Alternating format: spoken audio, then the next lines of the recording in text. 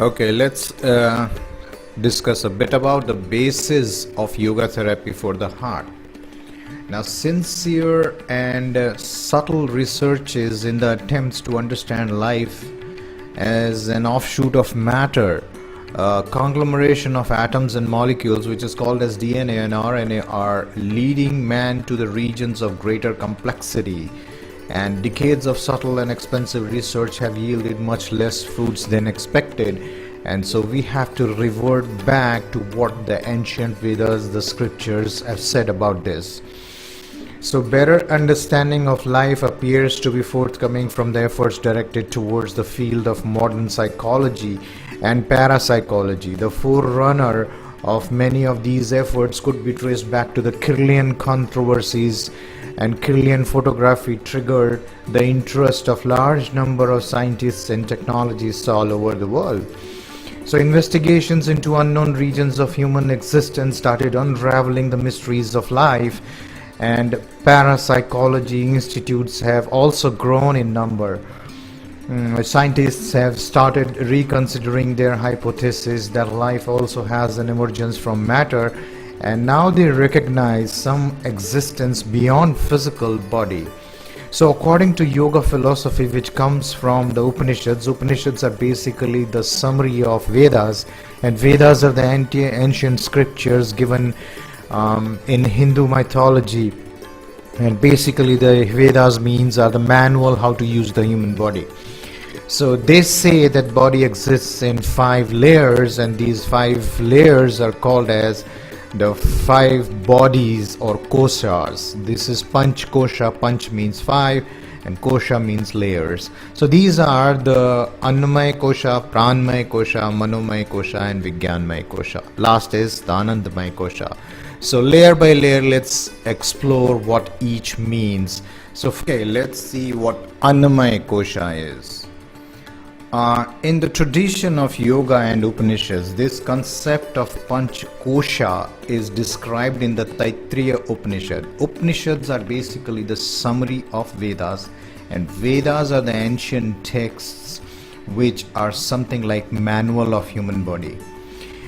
In this Upanishad, a teacher named Varun asks Varun, who's the father, is guiding the student Bhrigu in his research for reality. The son asks the father to tell him what is the most fundamental, unchanging, eternal principle which is termed as the Brahman or the consciousness. It's the final principle. The father says, "Oh my son, please go and find out what is the most fundamental stuff from which the entire creation, including the yourself, is created, sustained and destroyed." The son goes into penance and comes back to the father with an answer that all this universe is made up of anna. Anna means matter. Well, everything in this universe is made up of anna, everything comes out of anna, and everything is sustained by anna, and everything dissolves into anna. Father is very happy, and that the son has been able to arrive at one common principle of the external universe, and this physical personality is called as the Annamaya Kosha. Annamaya Kosha is the physical form. This is what the modern science also has understood. It has successfully unraveled the subtleties of Kosha. In his search towards reality, or the unchanging fundamental unit of this universe, a scientist started with external gross world of solid matter, which is simple and easy to see, divide and do experiments with. This search led him through the steps of understanding of this entire world of matter, starting from elements, molecules, atom, proton, neutron, electron. He further understood that it is all packets of energy. The atoms join together to form various chemicals. Our body is therefore a permutation and a combination of various chemicals. These chemicals forms the packet of energy. When they join together, they form the molecule, cells, tissues, organs. These follow certain well-defined laws of nature and are controlled by the nervous, that is the electrical system, the chemical, which is the hormone mechanisms, to bring about the movement and action in each and every cell. Thus, Annamaya Kosha is the physical frame, which is the grossest of the 5 koshas. Now let's see what the Pranamaya Kosha is. That's the next one. Then the father, the Varun, says, "Oh my dear son, there is something more subtle than this, and you have discovered. Please go and carry on your research." Well, Bhrigu, after a long research and penance, meditations, comes back and says, "Oh father, it is the prana, the life energy." Prana is not basically oxygen as what people believe, because it is connected with breath. Breath is just a medium for prana. Prana is life. There have been patients in ICU who are on ventilator, who are on oxygen for years together, but oxygen is not given life to them. They are still lifeless. So prana is life energy. Out of this panchkosha, the prana is life energy. The prana basically is oxygen combined with electrons and has its own consciousness to progress the life forward. So prana can be described as electromagnetic energy spectrum known to modern science. And all these energies like electricity, sound, light, radio belong to Annamaya Kosha, and they are born by the energy laws. Prana described here is subtler than that. It does not follow the laws of the usual energies. It is described as that which can increase or decrease by itself without any electrical external agency. This prana is basic fabric of the universe, both inside and outside the body. A uniform harmonious flow of the prana to each and every cell of the Annamaya Kosha keeps them alive and healthy. Prana has the capacity to move into different areas of body. That is the Annamaya Kosha, the physical form, depending upon the demand. For example, if you perform the more brain work, you need more prana in head. And if you're walking, you need prana in legs. If the prana flow to any organ increases inadvertently, there or without control, it can lead to dysfunction. For example, for a hungry person, food is the medicine. But if your tummy is full and you continue to eat food, food becomes a poison. This leads to dysfunction of that organ that is in the Annamaya Kosha. Prana follows through the subtle channels that is called as the nadi. Nadi is just a channel of flow of energy. It could be nerve, artery, vein, anything. In 5 directions, this is the main prana follows, resulting in activities in these areas. The prana is divided into 5 types. Basically, the 3 are of most importance. The apana goes downward. It maintains the functions of defecation, urination, menstruation, ejaculation, parturition, and so on. It is the downward force. The udana comes up in the throat, so it maintains the activities of eating, vomiting, and speaking. And samana is the force of type of prana which balances the apana and udana. So Vyana is that which is responsible for all activities like peripheral nerve impulses, blood circulation, cellular activity, and so on and so forth. A balance between all these 5 prana is health, and imbalance is ill health. Now in the next, let's discuss what is Manomaya Kosha. Bhrigu is now guided by his father to go back for tapas. He returns after a long penance and says, "Oh my Guru, I realize manas, that is the mind, is the source of everything." This is called the Manomaya Kosha. The mind which is attached to the heart and emotions is called the Manomaya Kosha. It is the aspect of one's personality that mind carries in its different functions, such as the perception, which is called the mana, the chitta, which is the memory, and ego, which is the ahankar. Mind is defined as the conglomeration of thoughts and response to the input through sense organs. For example, you see a big red flower. Your eyes send a message to the brain and the mind, that is manas. he perceives it as a beautiful rose. Within next fraction of a second, your memory, that is chitta, deciphers and it as a very rare variety of rose, and you want it to see badly.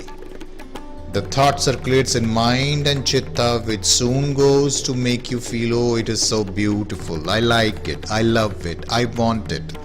This component of manomaya kosha, in which there is rapid recycling takes place and gathers the momentum, is called as the emotion, which is bhavna. This is characterized by feelings such as likes, dislikes, love, hate, backed by a heavy I, ego. So ego, if you trace back to your mind, ego, that is I, is nothing as physical, has nothing or no physical existence. It's just a perception. So this is an emotion. This emotion, that is the root cause of all human joy and distress. When the emotions become powerful, they start governing our actions, going against the cosmic laws, and leads to imbalances called as the adi, or the stress.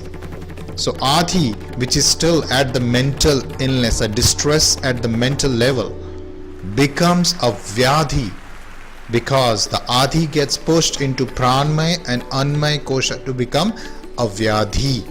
So repeated adis will become a persistent vyadhi. Mental illness will convert with emotions, will convert itself into a physical illness. Manomaya kosha is our mental and emotional library, the subtler layer of our existence.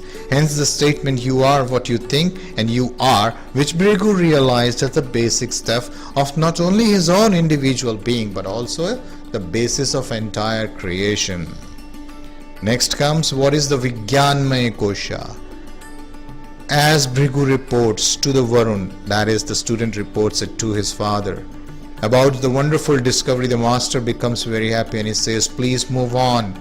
You just have few steps ahead to go and you are in the right direction. Now through the intense long tapas, Bhrigu realizes that is all in the Vijnanmaya kosha, that is the knowledge from which the entire creation is happened, and that you could be a final reality. Vijnanmaya kosha is the fourth layer of existence. We all have two minds. For example, the manomaya kosha, that is, you said it is a beautiful rose, I want to have it. That was the heart which was saying it. And you started instructing your hands to pick up the flower. Your inner mind said, sorry, you cannot pluck that flower, it does not belong to you, it's from the neighbor's garden, and you stop the action. This conscience within that continuously guides us in the life for getting forward. To not to do a thing is Vijnanmaya kosha. It is the component of that mind that has developed in human race greatly, that differentiate man's from animals. Now last is what is Anandamaya kosha. Now Varun directs the sun to go back to tapas. Now what tapas exactly means? Tapas is when you put fire on a wood, the flames come out. After times the flames settle down. After a time, only a piece of log which is converted into a coal is left, that is black coal. And when you decipher that coal and find inside there is still red hot heat, that is called as tapas. And the master now goes to check why the sun has not come back after such a long time. He was surprised to see that Bhrigu, the sun, is completely engrossed in his tapas, and the resultant of that tapas meditation was deep ananda bliss, deep bliss. That is called as the ananda, which is the anandamaya kosha. There is no individual as I of the Vijnanmaya kosha or manomaya kosha have just vanished away. That can report that the son reported to father about his realization, and Bhrigu established in the knowledge of the final truth that Ananda is the basic stuff of this universe from which everything has been created. This is also called as the Anandamaya kosha, the bliss layer of our existence. This is the most subtle aspect of our existence, which is devoid of any form of emotions, a state of total silence, a state of complete harmony and perfect health. While in Manomaya Kosha, the creative power predominates. In the Vijnanmaya Kosha, it is the power to discern and discriminate. Bliss is embodied in Anandamaya Kosha, the highest state of evolution in the manifested existence. It is the subtlest among the 5 layers of existence. In his journey towards the ultimate, man crosses these koshas of existence one by one. Through the analysis called as the panchkosha viveka, the translation is knowing through the experience of 5 koshas of existence, that is the transcendence of the body, or the understanding transcendence of the understanding through these 5 layers, and is associated practices called as the tapas. The man transforms himself by gradually getting relieved from the bondages of constriction of each kosha. This is one of the methods of reaching the ultimate goal enumerated and described in Upanishads, and it's a fact.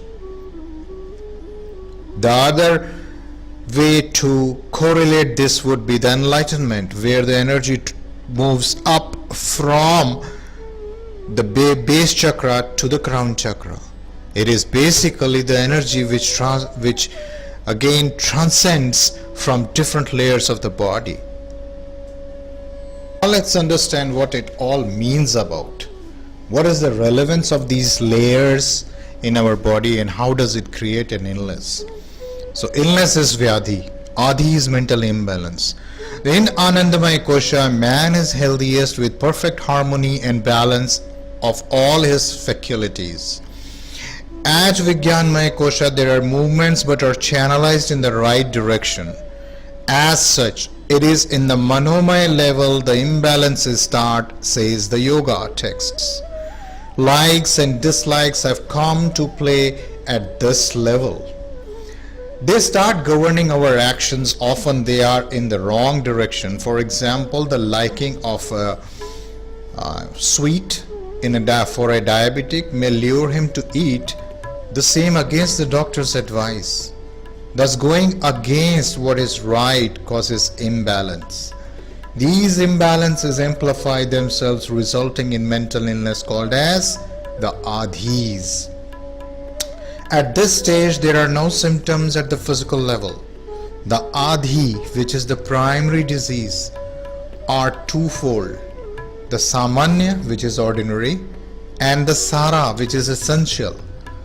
The former, that is the ordinary, includes the disease incidental to the body, while the latter is responsible for rebirth, to which all men are subject.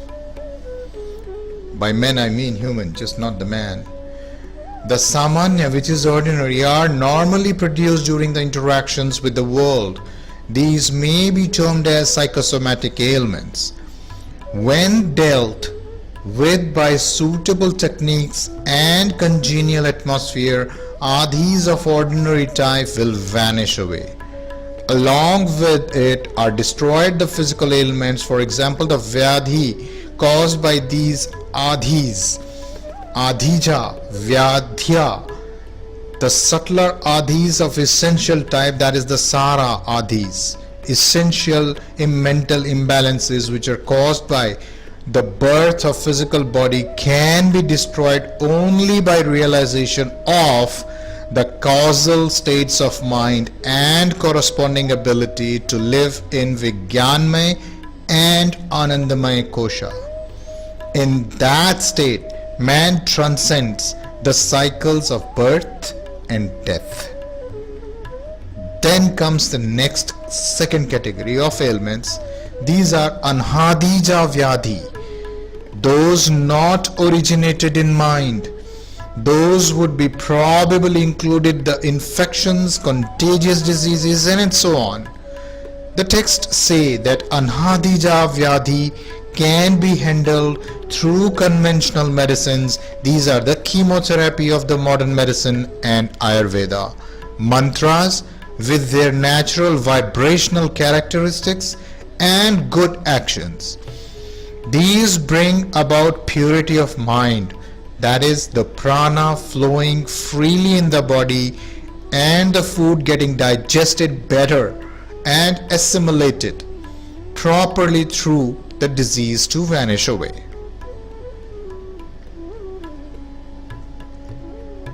Let's see how the psychosomatic illnesses take a form of the physical illness.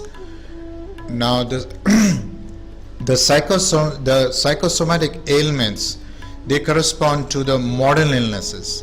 When the mind is agitated during our interactions with the world at large, the physical body also follows in its wake. These agitations cause a violent fluctuations in the flow of prana in the nadis. So prana is the flow of energy, nadis are the channels through which it flows. The prana follows in the wrong path, flying from one to other without a rhythm and in its harmony, losing its harmony. The nadis can no longer in this condition maintain the stability and steadiness but quiver. Due to these disturbances of the prana and unsteadiness in the nadi, the food does not get properly digested. There arises a wrong digestion, that is called as the kujinatvam. So the stress is the excessive speed at the manomaya kosha. The manomaya kosha percolates imbalances into pranmaya kosha, and from the pranmaya kosha this percolates into the annamaya kosha, where the physical diseases start to happen, that is the persistent blood pressure, constriction of blood vessels, and so forth. So wrong digestion leads to non-digestion. Non-digestion can be over-digestion also, which is ajirnatvam. So wrong digestion, non-digestion, over-digestion all results in the acidic foods. Acidic food, release of acid, and undigested food is acidic food in the body. When this improperly digested food settles down in body, amidst such commotion it results in ailments of the psychosomatic type. Contained in this process of generation of psychosomatic ailments is the method for treating such ailments. So by yoga we curtail the manomaya kosha and the mental ups and downs by settling it down. So what are the practices of yoga therapy? So the practices include control the disturbances of the manomaya kosha, which percolates in the physical layer, that is the annamaya kosha, through pranmaya kosha. So the manomaya kosha percolates into the annamaya kosha. The manomaya is the emotional being, the annamaya kosha is the physical being. The connection between these two is the pranmaya kosha, that's the breath. Hence, in the treatment of these psychosomatic ailments, it becomes mandatory to work at all these levels of our existence to bring about the quickest results, and an integrated approach leads and consists in not only dealing with the physical sheath, the relief of which could be best by temporary, as is happening with drugs used in modern medicine to treat the diseases of psychosomatic type like asthma, diabetes, and hypertension. It also includes using the techniques to operate on different sheaths to our existence. Large number of yoga practices are available and are adopted to balance and harmonize the disturbance of each of these 5 koshas. So we will now progress kosha by kosha. What are things you can do to harmonize and internalize and calm down the energy flow of the body?